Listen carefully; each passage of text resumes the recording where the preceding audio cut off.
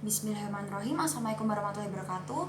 Perkenalkan, nama saya Anindita Putri Nur Hesnanti dari SGD 13 dengan NIM 301018000020, Fakultas Kedokteran, Prodi Kedokteran Umum angkatan 2018. Jadi di video saya kali ini saya akan membahas tentang organ genitalia maskulina eksterna, yaitu tentang penis, dan anatomi klinis tentang trauma atau ruptur dari uretra at penis sebagai tugas PTA LBM 2 Laboratorium Anatomi FK Unisula. Jadi yang pertama saya akan membahas secara umum tentang sistem genitalia maskulina. Sistem genitalia maskulina itu terdiri dari dua. Ada organ genitalia maskulina interna dan ada organ genitalia maskulina eksterna. Ini untuk organ genitalia maskulina eksterna itu terdiri dari testis, kemudian skrotum, dan juga uretra. Kemudian untuk yang interna terdiri dari 7 organ, yaitu ada sepasang ductus deferens, ya, yang ini. Kemudian ada sepasang glandula vesiculosa atau vesicula seminalis. Kemudian ada glandula bulbo-uretralis yang ini. Kemudian ada sepasang epididymis. Kemudian ada funiculus spermaticus. Kemudian ada sepasang testis dan ada prostat. Selanjutnya saya akan membahas tentang penis. Jadi penis itu merupakan alat kopulasi untuk laki-laki. Kemudian penis itu terdiri dari dua pars. Ada pars afixa atau radix penis dan pars libera atau pendulens penis.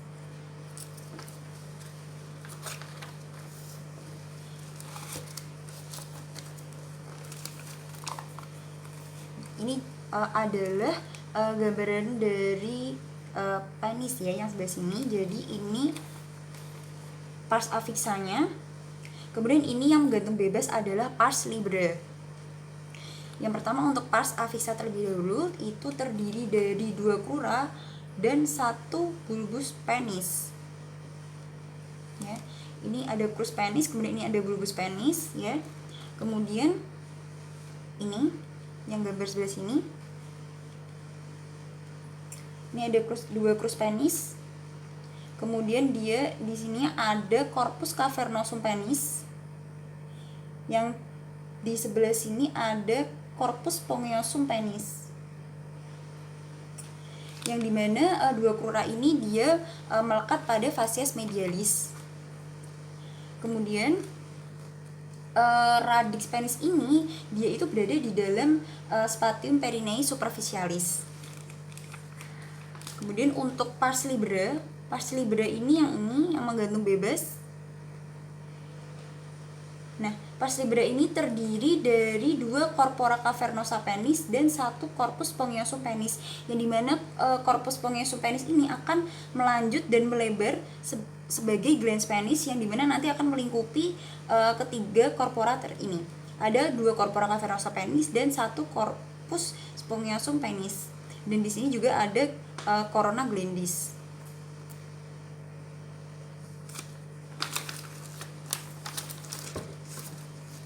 Kemudian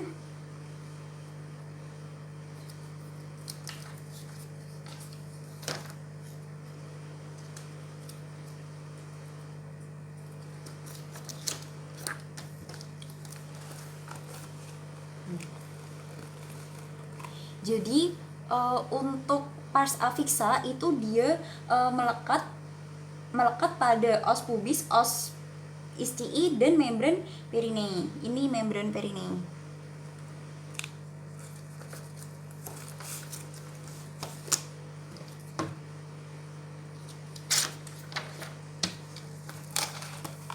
Kemudian di sini juga terdapat ada musculus ischiocavernosus ini,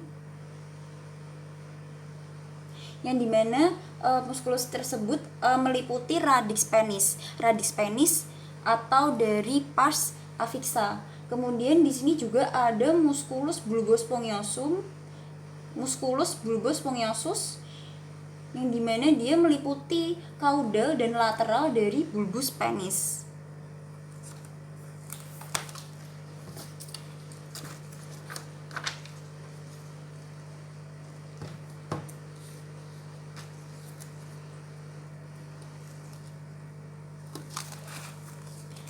Kemudian ini gambar dari Spatium superficialis penis, yang dimana ini ada radix penis di sini.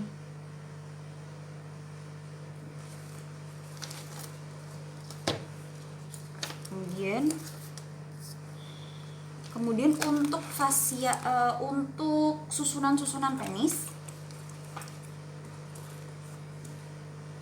yang gambar ini adalah gambar penis dengan ada glans, kemudian ada preputium, ada frenulumnya juga. Ya. Jadi ini adalah preputium dari penis, yang dimana dia itu meliputi dari seluruh glans. Nah, penis ini itu juga warnanya itu hitam, maksudnya dia itu lebih gelap daripada bagian tubuh yang lainnya. Kemudian penis ini itu dia juga tipis, halus, dan juga elastis. Di sini juga terdapat adanya frenulum preputi, yang dimana di dalamnya terdapat arteri frenularis. Kemudian di penis ini banyak kelenjar-kelenjar yang dimana dia itu menghasilkan cairan. Yang cairannya itu dia baunya khas atau spesifik, dan juga dia keluar bersama dengan epitel-epitel yang sudah mengelupas, atau bisa juga disebut dengan zat kapur yang dibasahi, atau disebut juga dengan smegma. Kemudian untuk fasia dari penis. Jadi penis itu ada dua fasia. Ada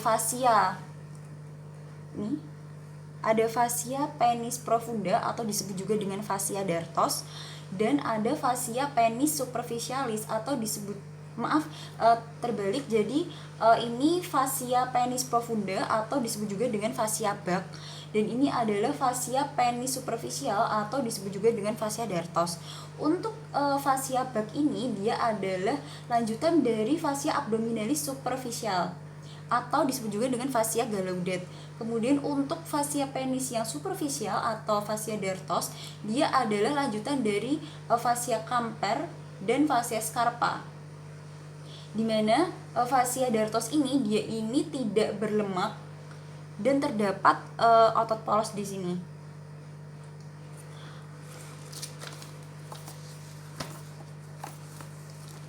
Kemudian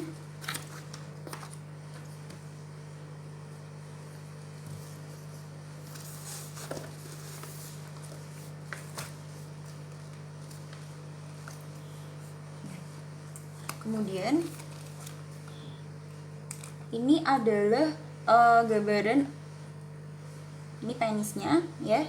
Jadi di antara fasia superficial dan fasia superficial dan fasia profunda itu terdapat beberapa hal, yaitu yang pertama ada cabang-cabang kutan dari nervus dorsalis penis ya, yang ini. Kemudian juga ada vena dorsalis superficialis penis. Kemudian ada juga cabang-cabang perinei dan ada vasa limfatika. Kemudian juga ada arteri pudenda externa yang arteri pudenda externa. Kemudian tentang tunica abugenia.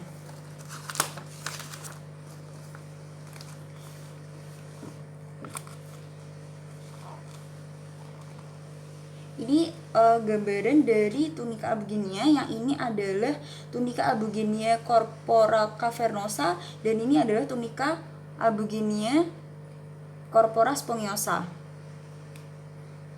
Nah, di tunica abugenia corpora cavernosa ini terdapat adanya trabecula, yang dimana trabecula yang di tengah ini dia mengumpul dan menjadi septum penis. Yang dimana septum penis ini kalau dia semakin ke arah simfisis, dia itu semakin tebal dan semakin lengkap. Sedangkan kebalikannya, kalau dia lebih ke arah ke glans penis, dia akan semakin tidak lengkap dan semakin tipis. Nah, trabecula ini juga membagi ruangan antar ruangan yang disebut juga dengan caverna corpora cavernosa. Kemudian ini ada tunica abugenia corpora spongiosa, yang dimana di dalamnya itu dia sama besar ruangan-ruangannya, dan terdapat corpus spongiosum penis. Kemudian untuk vaskularisasi dari penis kita lihat di sini juga ada arteri dan vena. Jadi untuk arteri yang pertama dia diperdarahi oleh arteri dorsalis penis, yang dimana akan memperdarahi dari tunica abugenia, corpus cavernosa, dan corpus spongiosum. Kemudian yang kedua ada arteri profunda penis. Yang ini arteri profunda penis ini akan memperdarahi corpora cavernosa dan glans penis.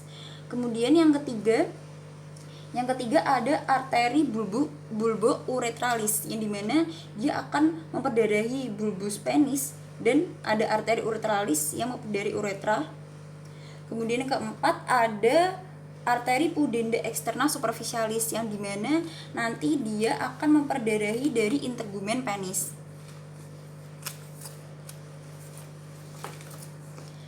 Kemudian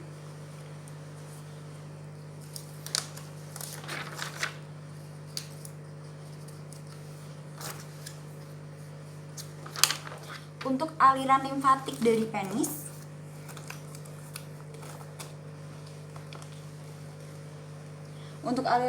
yang pertama ada nodi limfaticus inguinal superficial yang bagian sini,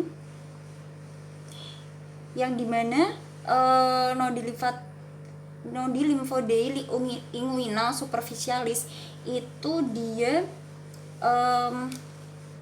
untuk kulit penis preputium. Jadi nodi limfaticus ini dia dialirkan ke kulit penis dan preputium. Kemudian ada nodi lymphoidei inguinalis profundus atau profunda dan nodi lymphoidei iliaca externa, yang dimana kedua nodi lymphoidei ini dia akan dialirkan ke glans dan bagian lain dari penis. Kemudian untuk inervasi,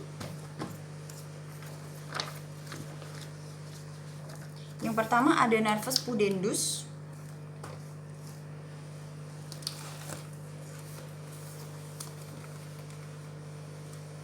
Ini adalah nervus pudendus. Nah, nervus pudendus ini adalah cabang dari ini adalah cabang dari nervus pudendus. Ini nanti jadi arteri dorsalis penis di sini. Dan dia ini akan menginervasi kulit dan glans penis. Kemudian yang kedua ada nervus ilioinguinalis. Nervus ilioinguinalis yang dimana nanti dia akan menginervasi bagian kulit sekitar pangkal penis atau di pars libranya.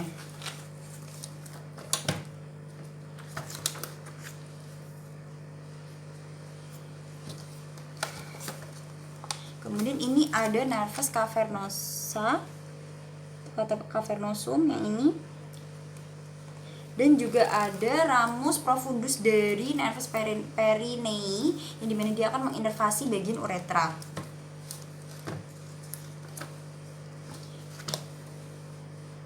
Selanjutnya saya akan membahas tentang trauma atau ruptur pada uretra dan penis. Pertama saya akan menjelaskan tentang definisinya terlebih dahulu. Ini gambar uretranya, ya ini gambar penisnya. Jadi kalau untuk trauma uretra itu merupakan penyakit klinis pada sistem uropoetika yang disebabkan karena ruptur uretra, tepatnya pada pars membranosa. Ini pars membranosa sebelah sini. Kemudian biasanya terjadi langsung akibat dari trauma, serta kebanyakan disertai fraktur tulang panggul. Ruptur uretra dibagi menjadi ruptur uretra anterior dan posterior. Kemudian untuk untuk trauma penis itu fraktur penis merupakan keadaan terjadinya ruptur tunika abuginea pada pars yang cavernosa yang sebelah sini. Selanjutnya untuk etiologi trauma uretra itu biasanya dikarenakan misalnya karena trauma tumpul, trauma tajam, trauma iatrogenik, waktu pada hubungan seksual, kemudian juga bisa karena faktor penis.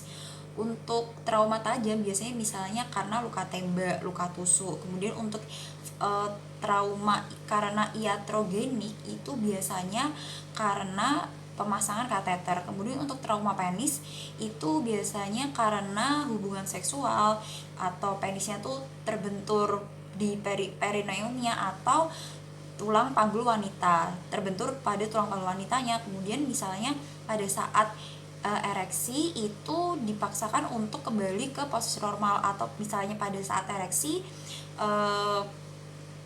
laki-lakinya itu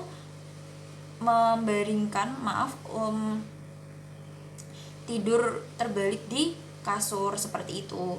Jadi itu memaksa si penis untuk kembali ke posisi awal, dan itu bisa menyebabkan trauma penis. Kemudian untuk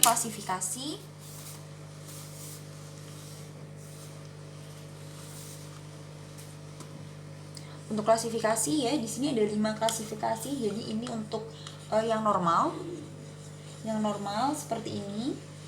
Kemudian ini untuk klasifikasi yang pertama, yaitu dia ruptur pada ligamentum puboprostatica dan terjadi hematom di sebelah sini tanpa adanya ruptur uretra. Kemudian untuk klasifikasi yang kedua ada ruptur uretra, yaitu tepatnya di atas dari diafragma urogenital. Kemudian untuk yang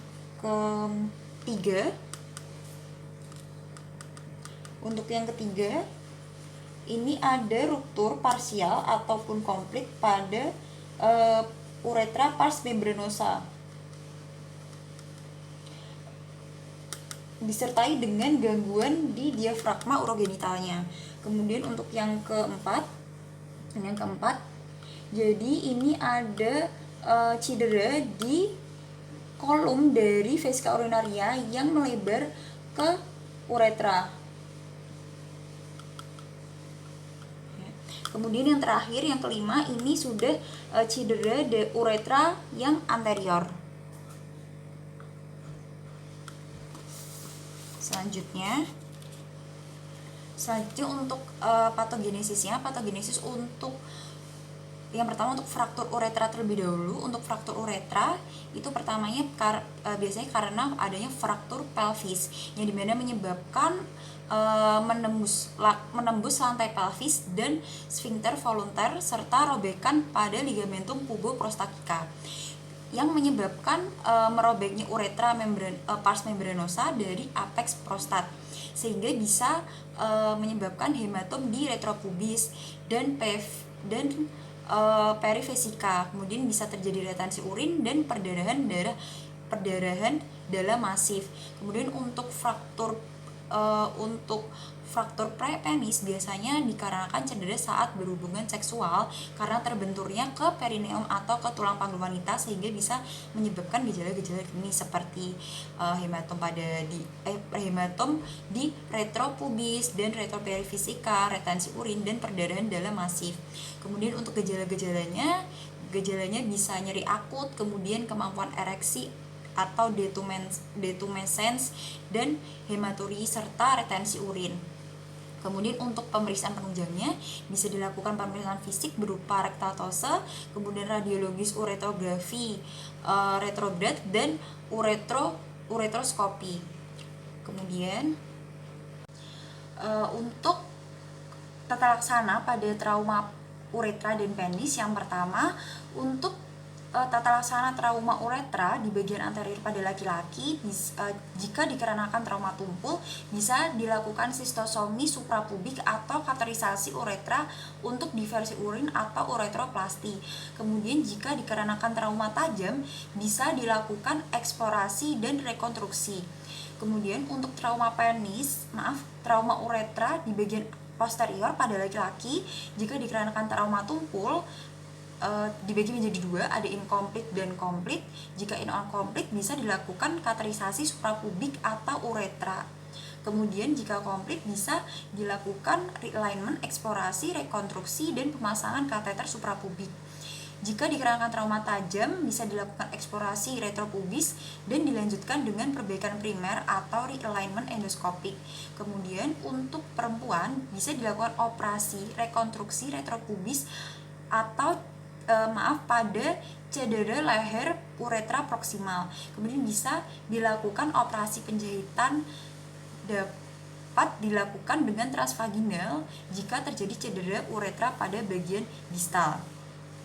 Kemudian untuk trauma penis bisa dilakukan insisi degloving. Itu maksudnya insisi dengan bentuk memutar atau sirkumsisi pada bagian distalnya. Kemudian ini untuk gambaran dari tata laksana trauma uretra dan trauma penis.